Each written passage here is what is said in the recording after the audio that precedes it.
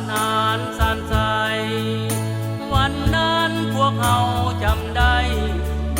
คงไผ่หับใส่พนักงานโมงหมอหอยสิเพิ่มทวีกำลังพยาบาลเดือนพฤษภาที่หนึ่งเป็นวันประวัติการ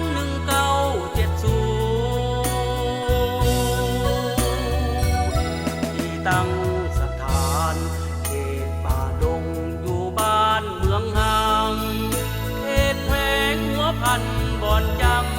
เมืองเสียงคอสืบสานคำจู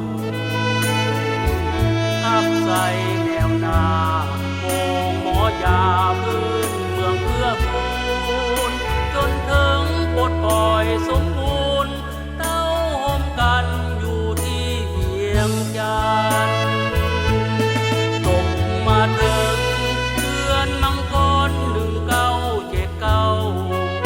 โมงหมอยาพื้นเมืองเฮาได้ก้าวขึ้นเปลี่ยนเป็นโรงงา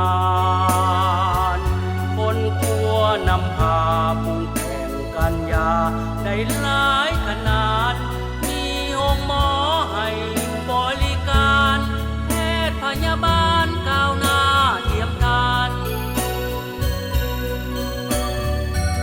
มูลเชื่อผลงานบ่ลืมสถานห้องหมอห้อยสีบ่ลืมผลงานก่อนที่หลายสิบปีหับใส่ทนทานยอดพักนำพาคณะบรรษาพร้อมพนักงานเดี๋ยวนี้ก้าวขึ้นสถาบันการแพทย์พื้นเมืองกองทัพประชาชน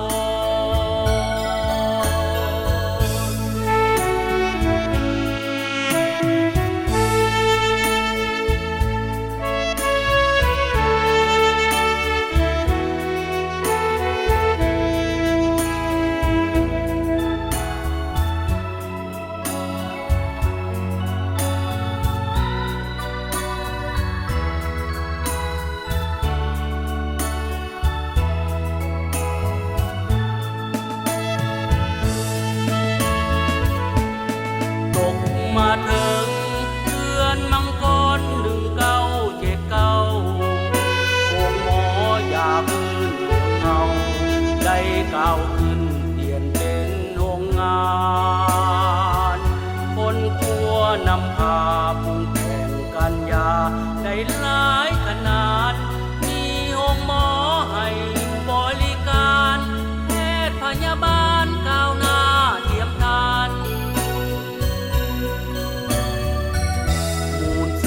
ผลงานบ่ลืมสถานห้องหมอห้อยสีบ่ลืมผลงานก่อนที่หลายสิบปีหับใส่ทนทาน